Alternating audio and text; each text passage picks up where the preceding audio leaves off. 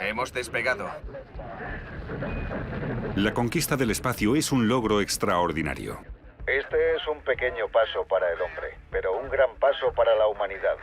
Fue la única ocasión en la que un país fue capaz de unirse para apoyar un acontecimiento nacional tan importante. Pero ha pasado una gran factura. Los cohetes son peligrosos. Consiste en prender fuego a algo que ya arde de forma natural e intentar controlarlo para ganar empuje. Para llegar a las estrellas, algunos astronautas han muerto quemados en las pruebas. ¡Hay un incendio! ¡Salimos! ¡Nos quemamos! ¡Voy a salir! Han fallecido en lanzamientos. De repente hubo una explosión enorme. Murieron al chocar contra el agua. Han quedado abandonados a 330.000 kilómetros de la Tierra. Houston, tenemos un problema. E incluso han muerto volviendo a casa. La exploración del espacio ha revelado la ingenuidad y la resiliencia de la humanidad. Pero nuestro viaje ha estado lleno de percances, desastres y muerte.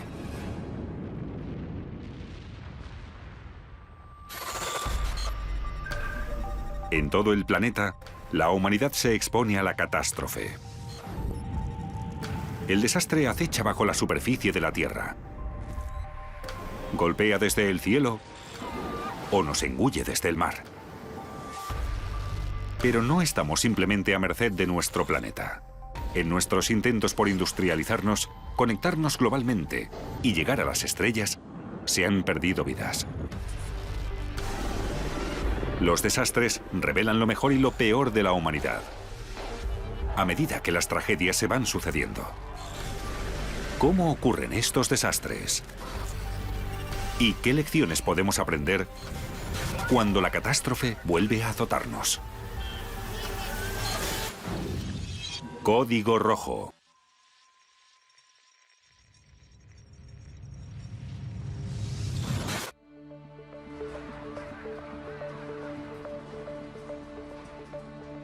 El programa Apolo de la NASA fue un logro extraordinario.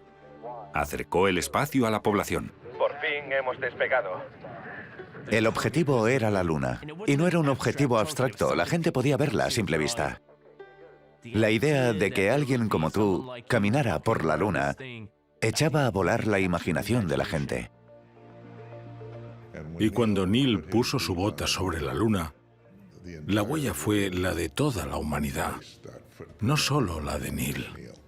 Este es un pequeño paso para el hombre, pero un gran paso para la humanidad. Esos primeros momentos me alucinaron de niño, pero de adulto vuelves la vista atrás y piensas, ¿cómo lo lograron? Tenían que salir bien muchas cosas y usaban tecnología de los años 60.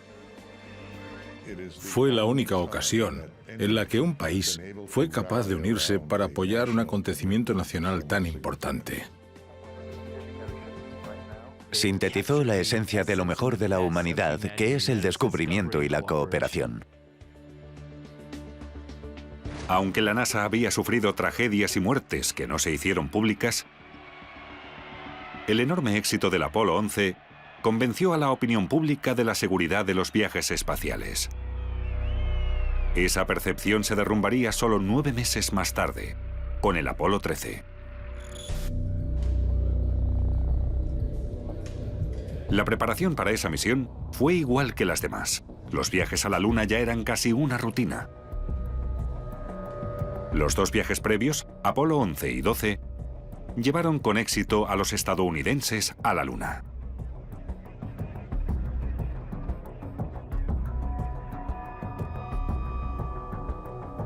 El objetivo del Apolo 13 era explorar nuevo territorio lunar. La región de Fra Mauro, que contenía un gran cráter de meteorito. Los 3 exploradores, tranquilos pero entusiasmados, eran los astronautas James Lovell, Jack Swigert y Fred Haise.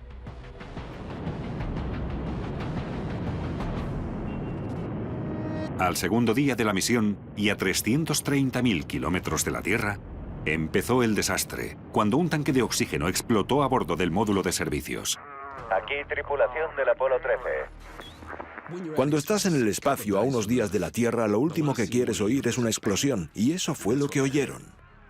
El reloj corría y la NASA se apresuró a devolver el Apolo 13 a casa sano y salvo, en las condiciones más duras que jamás habían sufrido. Es una de las historias de rescate más extraordinarias. Tanto el lanzamiento como el rescate del Apolo 13 requerían haber aprendido las lecciones de las misiones previas. El Apolo 13 fue el error más exitoso de la NASA. No sería la primera vez ni la última que la humanidad se enfrentase al peligro al intentar salir de la Tierra. Ha habido desastres espaciales en todas las etapas de desarrollo de la tecnología.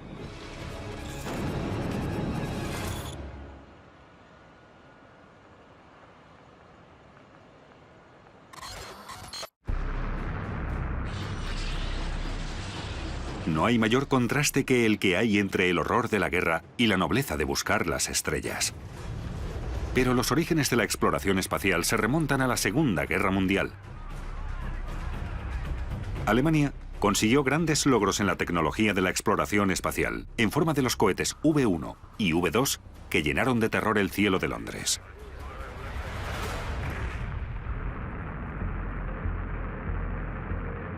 Queríamos saber más sobre la tecnología que habían desarrollado con el V2 y el V1. Cuando acabó la Segunda Guerra Mundial y se alzó el telón de acero, los Estados Unidos y la Unión Soviética compitieron por la superioridad tecnológica. Tanto el este como el oeste atrajeron a científicos e ingenieros alemanes para iniciar proyectos de armas balísticas que determinarían cuál sería la nación más poderosa del mundo. Pero cuando la Guerra Fría se calentó, cada bando dirigió la vista a las estrellas y empezó una competición por dominar el mundo, la carrera espacial. Cuando hay competencia, cuando hay rivalidad, es cuando se consigue lo mejor. Los récords mundiales y olímpicos no los bate una persona corriendo por la calle. Se baten en los Juegos Olímpicos, donde los mejores, los más fuertes y los más rápidos compiten entre ellos. 4 de octubre, 1957. Pero la carrera estaba llena de peligros y errores, y ambas naciones no conseguían llegar a la meta. Los primeros en empezar fueron los soviéticos. El 4 de octubre de 1957 dejaron al mundo asombrado al colocar el primer satélite en órbita, el Sputnik 1. Salíamos afuera para ver el satélite espía que nos sobrevolaba. No sabíamos exactamente qué hacía esa tecnología. Sin duda era más avanzada que la que había en los Estados Unidos. Los Estados Unidos necesitaban apresurarse y fundaron la NASA en 1958. Se marcaron un objetivo: mandar a la primera persona al espacio. Era todo un desafío. Para empezar, el reto de mandar a un hombre al espacio no era fácil. Era algo muy difícil. Tuvimos que aprender a lanzar con seguridad a una persona desde el suelo al espacio y a orbitar alrededor del planeta. La NASA inició el proyecto Mercury con 7 astronautas conocidos como los 7 del Mercury. 11 de abril 1961. Cosmódromo de Baikonur. Pero en 1961, los soviéticos se adelantaron a los americanos. El 12 de abril, justo después de su 27º aniversario, Yuri Gagarin se convirtió en el primer humano en ir al espacio y orbitar alrededor de la Tierra. Solo hizo una órbita y volvió, pero estuvo allí. El logro de Gagarin se debía a la tecnología armamentística. El cohete Vostok, que puso en órbita al cosmonauta, era una variación del R-7 soviético, el primer misil balístico intercontinental del mundo. Pero el historial de los primeros ICBM soviéticos no había sido nada brillante. Menos de un año antes del viaje de Gagarin, un prototipo de misil estalló en la plataforma de lanzamiento.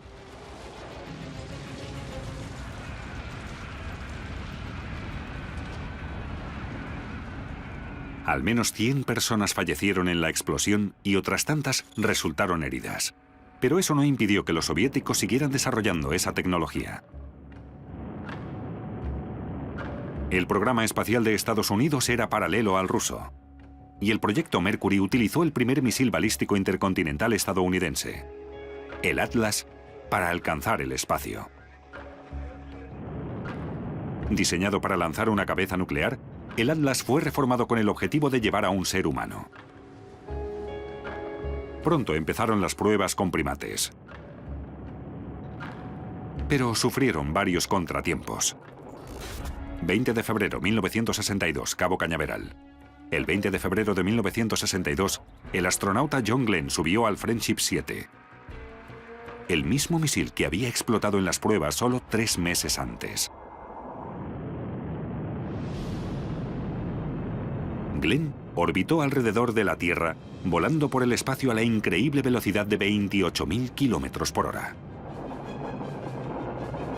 Solo cuando John Glenn despegó y dio 3 órbitas a la Tierra, los americanos alcanzaron a los soviéticos. Los americanos habían logrado orbitar, pero seguían por detrás de los soviéticos. Estados Unidos necesitaba un nuevo objetivo. Así empezaron las misiones Apolo. Realmente fue el presidente Kennedy quien estableció el objetivo de llevar personas a la Luna. Escogimos ir a la Luna esta década y hacer todo lo demás, no porque fuese fácil, sino porque era difícil.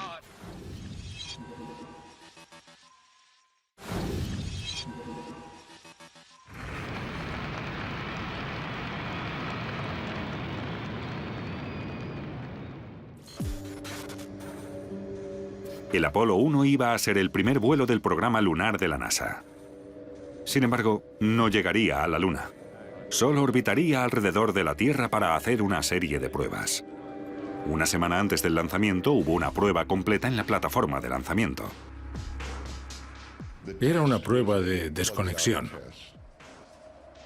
Queríamos ver si la nave espacial podría funcionar correctamente con su propia energía. Normalmente, cuando había una nave espacial en el complejo de lanzamiento, recibía la energía de la red eléctrica de la Tierra y del equipamiento de apoyo en tierra.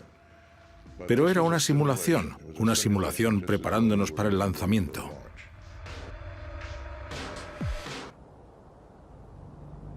...27 de enero de 1967, Centro Espacial Kennedy.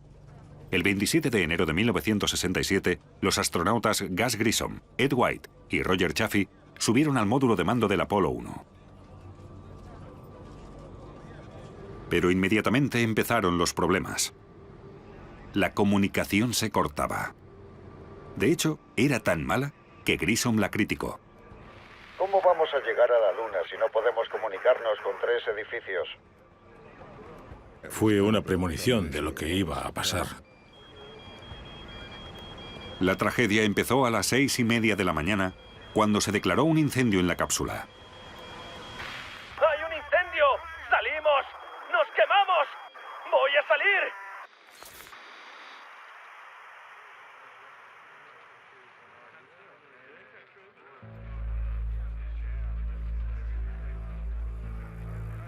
El fuego mató a los 3 astronautas en solo 90 segundos.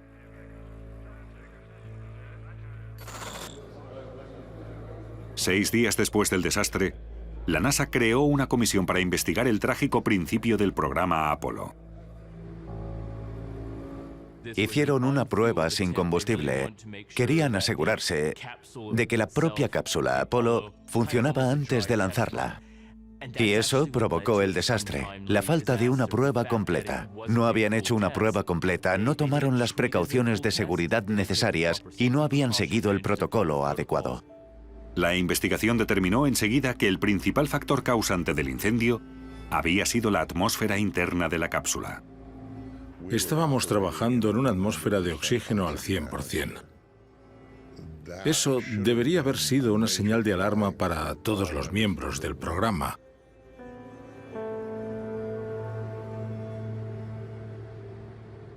Fue una prueba demasiado peligrosa. Una vez los astronautas estuvieron aislados dentro de la cápsula, esta se llenó con oxígeno puro y se presurizó a un 15% más que la atmósfera exterior. El objetivo era expulsar el nitrógeno para evitar que los astronautas sufrieran descompresión. La descompresión es un problema en el espacio. Igual que cuando buceamos hay más presión cuanto más bajamos, cuanto más subimos en el espacio hay menos presión. Cuando una persona experimenta una bajada brusca de presión, se pueden crear burbujas de gas nitrógeno en el cuerpo, causando descompresión. El síndrome de descompresión es doloroso e incluso mortal, pero se puede eliminar el riesgo expulsando el nitrógeno y respirando oxígeno puro. Durante la prueba, la atmósfera de oxígeno puro reaccionó con una chispa supuestamente proveniente de un fallo del cableado cerca del asiento de Grissom. La investigación reveló que algunos materiales inadecuados dentro de la cabina reaccionaron con el exceso de oxígeno. Los dos materiales principales eran el nylon de los trajes espaciales, que es un material muy inflamable, y en una atmósfera de oxígeno al 100% aún lo es más. Una cuarta parte del traje espacial de White simplemente se había derretido. Y también el velcro. A bordo había 3 metros cuadrados de velcro hecho con nylon.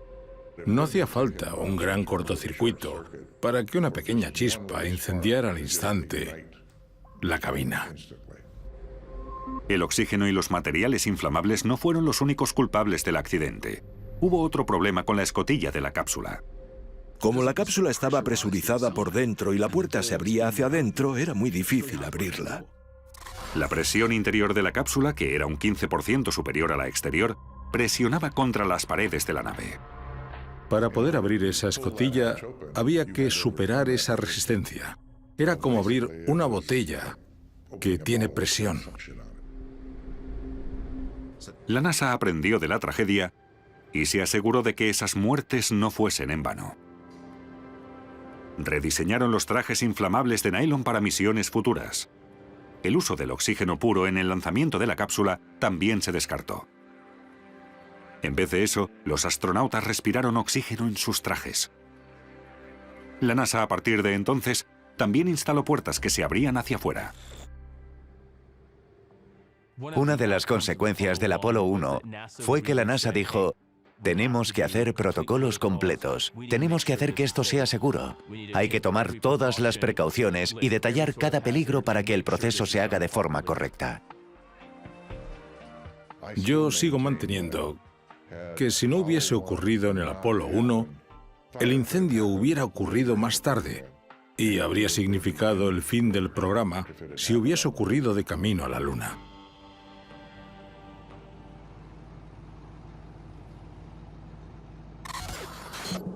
...11 de abril 1970, Centro Espacial Kennedy. 11 de abril de 1970. Los preparativos para el duro camino a las estrellas estaban en marcha. Lovell, Hayes y Swigert iban a intentar emprender una de las aventuras más peligrosas de la humanidad, usando algunos de los equipos más peligrosos que hemos inventado. Todas las misiones Apolo requerían liberar mucho peso de la fuerza gravitacional de la Tierra. Tenían que construir un nuevo tipo de cohete para el programa: el monstruoso Saturn V. Una vez decidieron viajar a la Luna, dado que iban a llevar 3 astronautas y mucho equipamiento, tuvieron que desarrollar unos cohetes enormes. Era potente, tenía 5 motores y el empuje necesario para el módulo de mando y servicios del Apolo, más los módulos de transporte lunar. El módulo de mando y servicios, o CSM, era donde la tripulación pasaría la mayor parte del tiempo del viaje. El módulo de servicios proporcionaría la propulsión y los sistemas de energía eléctrica al módulo de mando, que era donde estaba situada la cabina de tripulación. El módulo de mando también servía como vehículo de reentrada en el que la tripulación volvería a la Tierra. El módulo lunar, o LEM, transportaría a la tripulación hasta la superficie lunar y se acoplaría al CSM en órbita para el viaje de vuelta. El tremendo peso de los componentes requería de un vehículo de lanzamiento muy potente.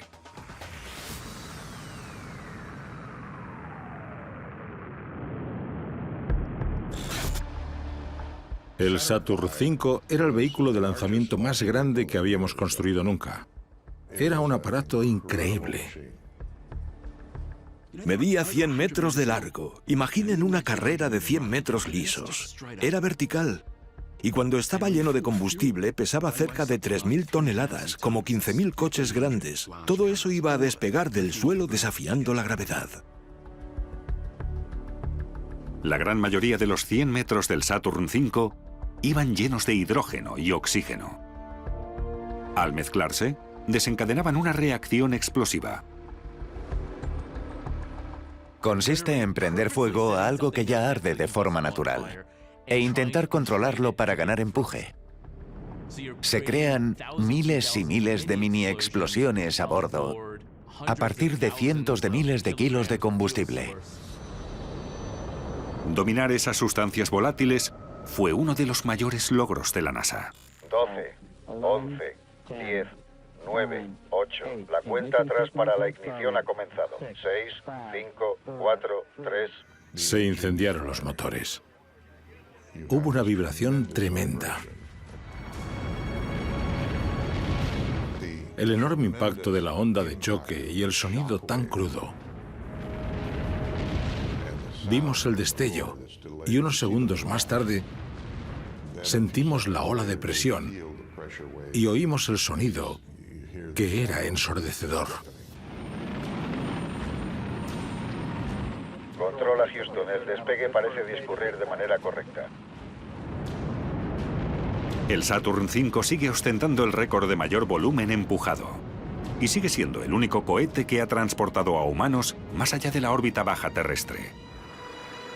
El peligroso lanzamiento Apolo 13 tuvo lugar según lo planeado, pero quedaban pocos días para el desastre.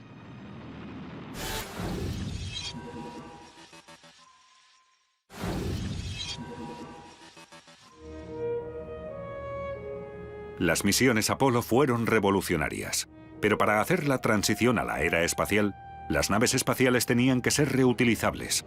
Ese fue el objetivo del programa Shuttle. Se pensó en un vehículo que pudiera usarse como una aeronave, que pudiera despegar, funcionar en el espacio, volver y aterrizar, y en unos días pudiera repostar combustible, ser revisada y despegar de nuevo, pero por supuesto nunca se usó así. Uno de los motivos fue que los despegues del Shuttle eran caros. Cada despegue costaba de media entre 1.000 y 1.500 millones de dólares. Aún así, 5 lanzaderas realizaron un total de 134 misiones. El programa Shuttle fue fantástico. La gente lo criticó porque no iban muy lejos, se quedaban en la órbita terrestre, pero eso es el espacio y hacían cosas muy interesantes. En un intento por reavivar el interés público por el programa Shuttle, el 28 de enero de 1981, el Challenger iba a transportar al primer civil estadounidense al espacio. Hoy voy a solicitar a la NASA que empiece a buscar en todas nuestras escuelas primarias y secundarias al primer pasajero civil en la historia de nuestro programa espacial, a uno de los mejores estadounidenses, un maestro. Tras una búsqueda a nivel nacional y 11.000 solicitudes, se seleccionaron 114 maestros, de los cuales 10 finalistas se sometieron al proceso de entrenamiento en el Centro Espacial Johnson. La NASA siempre se ha interesado por la educación y la motivación. ¿Y qué mejor manera que motivar a la siguiente generación de científicos que un maestro haciendo experimentos? La maestra que irá al espacio es Krista McAuliffe. ¿Dónde está? ¿Es usted? Íbamos a llevarnos a una ciudadana, a una maestra para que diera clase desde el espacio. Todo esto es tan bonito que te dan ganas de llevarlo a tu clase para tus alumnos. Hacía mucho tiempo que un lanzamiento no despertaba tanto interés. Era importante que todo saliera bien. Pero los problemas empezaron el día anterior al despegue. Despegue a T-20 minutos esperando. Llegó una borrasca, un frente frío, y tuvimos una de las temperaturas más bajas que nunca he visto en Florida, en Cabo Cañaveral, en la plataforma de lanzamiento. Estaba provocando heladas. Incluso había carámbanos. Estamos en una espera imprevista para determinar qué acciones tomaríamos respecto al hielo. A pesar de que algunos ingenieros expresaron su preocupación, se decidió lanzar el vehículo. Como se trataba de una maestra, el despegue se mostró en muchas escuelas y aulas. Incluso en clase de McAuliffe. Se estima que el 17% de toda la población estadounidense estaba viendo el despegue. Entre las autoridades y los periodistas que se reunieron para ver el despegue en Cabo Cañaveral estaba la madre de McAuliffe. 6, 5, 4, 3, 2, 1. Ha despegado. La 25ª misión del programa Shuttle ya ha despegado.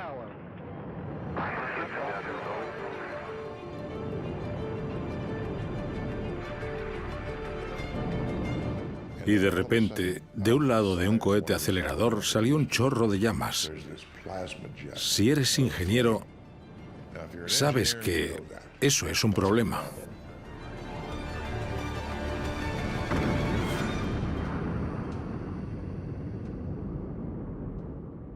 El programa Shuttle había sufrido su primer desastre.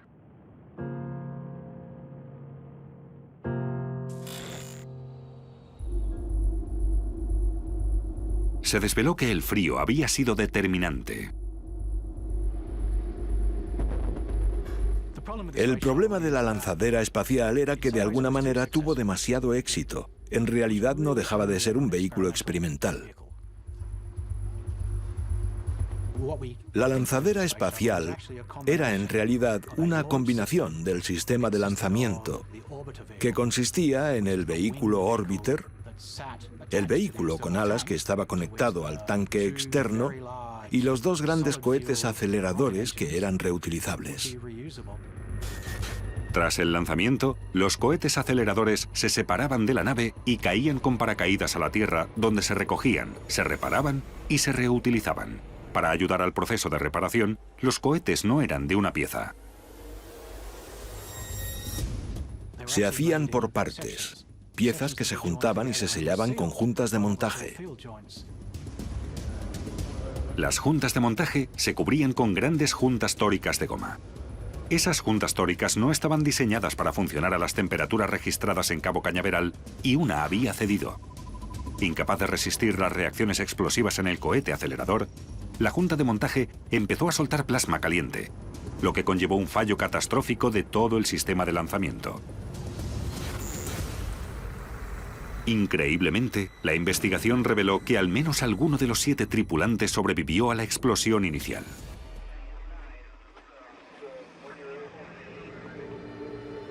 ...13 de abril de 1970. Otro tipo de oscuridad había engullido a la misión del Apolo 13. Tras orbitar alrededor de la Tierra y usar su gravedad para impulsarse hacia la Luna, la tripulación llevaba 2 días viajando por el espacio. Millas a la Tierra. Hasta ese momento, ese viaje tranquilo iba a ser considerado como la misión con menos incidencias del programa Apolo. E incluso el radiooperador de la cápsula dijo: «Nos aburrimos como una ostra al centro de control». Pero esa tarde llegó el desastre. Cuando estás en el espacio a unos días de la Tierra, lo último que quieres oír es una explosión. Lo describieron como una sacudida o un golpe contra la nave. Hay que tener en cuenta que en el espacio no hay sonido, estás en el vacío. El único sonido es el que se transmite a través de los materiales de la nave espacial. Houston, tenemos un problema. Aquí Houston, repita, por favor. Houston, hemos tenido un problema. Un cortocircuito había hecho arder uno de los 2 tanques de oxígeno del módulo de servicio. Uno de los tanques de oxígeno a bordo tenía un calentador. Detonó e hizo explotar toda la sección 4 del módulo de servicio. Estamos expulsando algo al espacio. Los mandos indicaban que el tanque de oxígeno 2 estaba totalmente vacío y que el tanque 1 estaba a la mitad de su capacidad. Los sistemas de energía estaban dañados, habían perdido agua y el módulo de servicio del Apolo 13, donde estaba la tripulación, se quedaría sin aire en 3 horas. Abortaron la misión y tomaron un nuevo rumbo. El Apolo 13 se impulsaría alrededor de la Luna, perdiendo el contacto radiofónico antes de volver a la Tierra. Aunque así recortaban un tiempo crucial del viaje de vuelta, tardarían 3 días y medio. En el vacío entre la Tierra y la Luna, se avecinaba la primera tragedia de la NASA. Tenemos una noticia de última hora. La nave del Apolo 13 ha tenido un problema grave en el suministro de energía que podría causar que la misión de aterrizaje lunar acabara antes de lo previsto. Debido al desastre del Apolo 1, querían descubrir cuántas cosas podían salir mal. Así que en cada misión Apolo hacían unas pruebas en las que se preguntaban qué puede salir mal, y entonces lo resolvían. De hecho, habían hecho la prueba del salvavidas para el Apolo 8. En caso de un fallo catastrófico del módulo de servicios, el protocolo salvavidas requería que la tripulación pasara al módulo lunar. El problema era que el módulo lunar estaba diseñado para albergar 2 astronautas durante solo 48 horas. ¿Tendría suficiente oxígeno, energía y agua para que la tripulación sobreviviera 4 días? El ejército de ingenieros de la NASA, ayudados por la tripulación del Apolo 8, empezó a simular el viaje. El problema de la pérdida de oxígeno era doble. El oxígeno era crucial tanto para la supervivencia de los astronautas como para generar energía para el sistema de reentrada. Habían perdido oxígeno, no podían usar sus pilas de combustible para recargar las baterías del módulo de mando. Así que pensaron, tenemos que volver y entraremos en la atmósfera en el módulo de mando. Hay que ahorrar energía de las baterías. Y eso hicieron, pasaron del módulo de mando al módulo lunar. Había suficiente oxígeno a bordo para los miembros de la tripulación, pero tenían que tratarlo con una bombona de hidróxido de litio que expulsaba el dióxido de carbono del aire para que éste fuera respirable. El módulo lunar tenía algunas reservas, pero no las suficientes para evitar la asfixia de los astronautas. Tendrían que reconvertir algunas del módulo de servicio, pero ese no sería un proceso sencillo. Había un problema porque las bombonas del módulo lunar tenían una forma diferente de las bombonas del Apolo. Unas bombonas eran redondas y otras eran cuadradas. ¿Cómo podrían unirlas? Con los materiales de los que disponían, ¿cómo podrían resolver el problema? Es el típico caso en el que hay que tener ingenio. Tenían una cinta por un lado, tenían velcro por otro lado. Tenían algo de pegamento. Eso es lo que hacen los ingenieros. Los ingenieros resuelven problemas. Mediante sus instrucciones, los ingenieros de la NASA ayudaron a la tripulación del Apolo 13 a construir una solución improvisada. Nadie entró en pánico. Se pueden oír las conversaciones y se percibe la calma. Dicen, esto es lo que tenemos que hacer. Fue entonces cuando el entrenamiento que habían recibido fue determinante. Y no solo el entrenamiento como tripulantes de la nave, porque muchos de ellos habían formado parte del equipo de diseño. Con oxígeno solo para 15 minutos en el módulo de servicio, terminaron la reparación y la tripulación pasó al módulo lunar.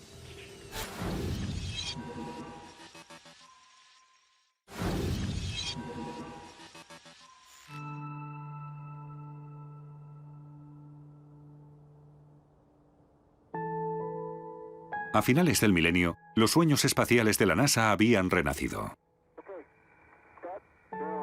El programa Shuttle se había recuperado del desastre del Challenger 14 años atrás, y con socios internacionales, la NASA construía un enorme laboratorio en órbita, la Estación Espacial Internacional. Tanto la Estación Espacial como el programa Shuttle servían como plataformas para realizar investigaciones sobre microgravedad en varios campos.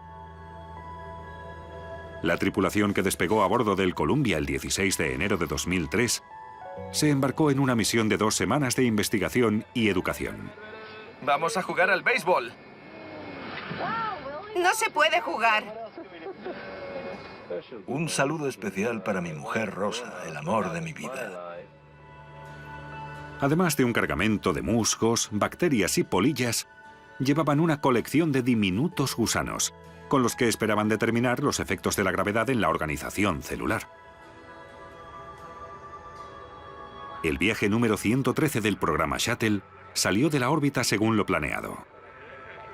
Fue un viaje rutinario a casa para la primera lanzadera de la flota.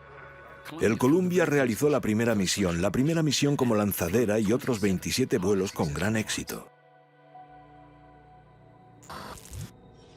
A las 8:44 de la mañana del 1 de febrero, el Columbia entró en la atmósfera terrestre, a 120 kilómetros sobre el Océano Pacífico. El descenso de la lanzadera sobrepasaría 24 veces la velocidad del sonido. Hay fricción entre la lanzadera espacial, que va entrando, y la atmósfera que roza muy rápido y crea mucho calor. Y eso es lo que provoca esa bola de fuego. Iniciando la reentrada. Todo preparado. El Columbia había sido construido específicamente para resistir el calor de la reentrada, que podía alcanzar unos 1370 grados Celsius. Pero algo falló. Los sensores del ala izquierda registraron una tensión que excedía la de los descensos previos de la lanzadera. A bordo de la nave saltaron algunas alarmas que alertaban del aumento excesivo de temperatura en los huecos de las ruedas del tren de aterrizaje. Entonces, los sensores del ala se apagaron.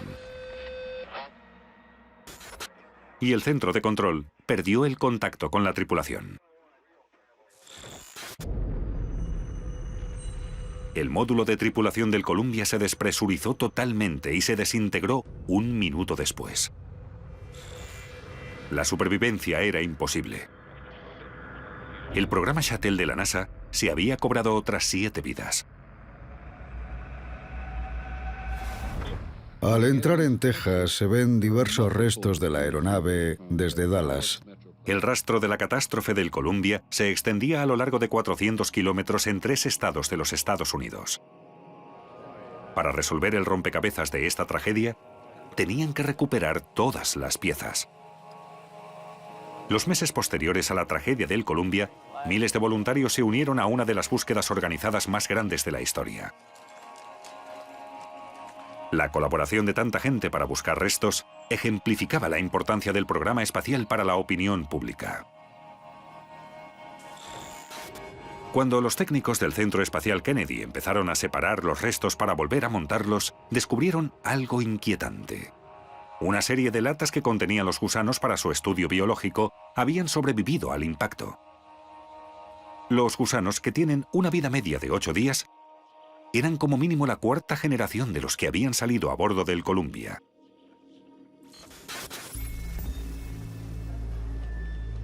A medida que los investigadores fueron uniendo las piezas de las alas de la lanzadera, iban desvelando la clave del desastre del Columbia.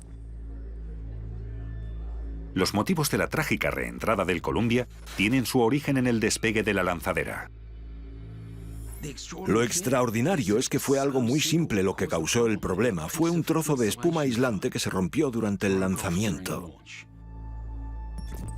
El principal tanque de combustible de la lanzadera espacial estaba repleto de hidrógeno y oxígeno líquidos bajo cero. Se pudo formar hielo por fuera y eso pudo causar daños durante el despegue. Hay un problema con la vibración. La vibración puede hacer que una columna o una pieza se mueva hasta 1,5 metros, en algunos casos, reaccionando a la energía que sale de los motores. Para evitar la acumulación de hielo, el tanque se cubrió de espuma térmica. Pero durante el despegue del Columbia, un trozo de ese aislante se rompió y golpeó el ala de la lanzadera. Mucha gente diría, bueno, has dicho que era espuma. Si te tiro un trozo de goma espuma, no te voy a tirar al suelo. Es solo goma espuma. Pero cojo ese trozo de goma espuma, lo lleno de agua y lo congelo. ¿Quieres que te lo tire?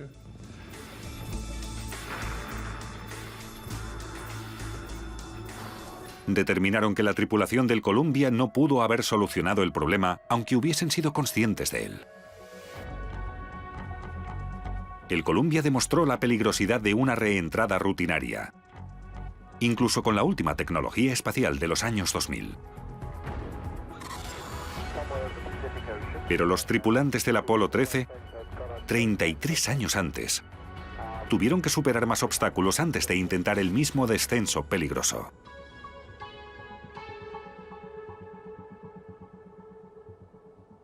...15 de abril 1970, día 4. Cuando el Apolo 13 salió de la sombra de la Luna y se reestableció el contacto por radio, el mundo volvió a respirar aliviado. Somos la tripulación del Apolo 13. Pero los problemas no habían acabado. El módulo lunar no podría sobrevivir a la reentrada. El módulo de mando dañado y sin oxígeno podría hacer el viaje de vuelta a la Tierra. Pero sin poder inspeccionar la magnitud de los daños, no podían saber si el escudo térmico estaba intacto. Al separar el módulo de servicio del resto de la nave, los astronautas pudieron ver por primera vez el alcance de los daños. Falta todo un lado de la nave. Todo el panel ha explotado. Desde la base al motor. ¡Qué desastre! Si la explosión inicial había dañado el escudo térmico, los astronautas se quemarían en la reentrada. Pero era su única opción. La tensión en esos últimos minutos fue enorme.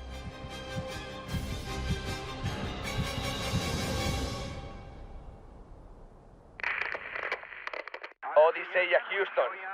Va todo bien.